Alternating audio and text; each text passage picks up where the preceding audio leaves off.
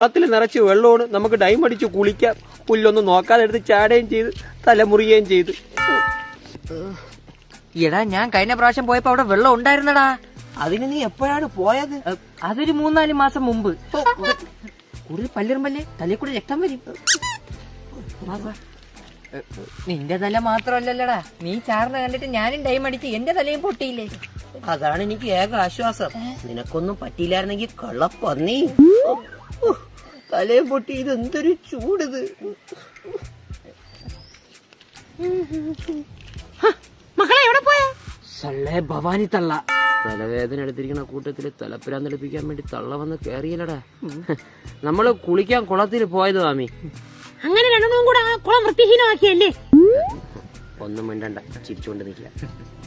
നിനക്കൊക്കെ വീട്ടിൽ നിന്ന് കൂച്ചൂടെ? കുളത്തിൽ നിന്ന് കൂച്ചോളുവാ. തുടങ്ങി. വീട്ടില് വെള്ളം കുറവായോണ്ടേ കുളത്തിൽ പോയി കുളിക്കാന്ന് വെച്ച്.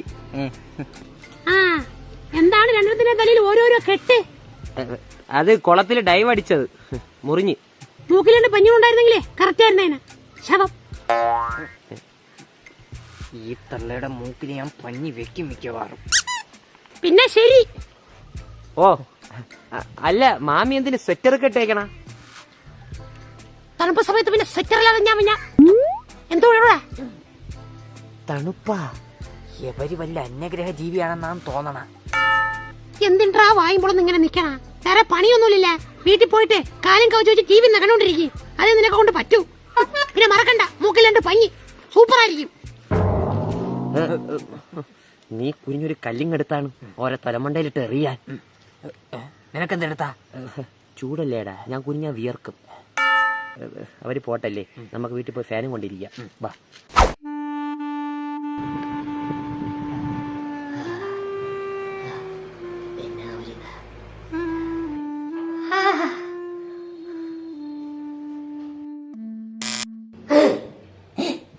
കറണ്ട് പോയി.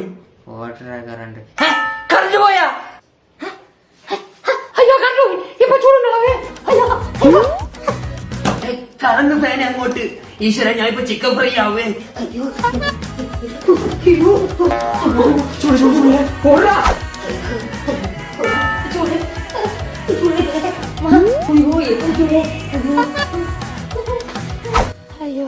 തളന്ന്.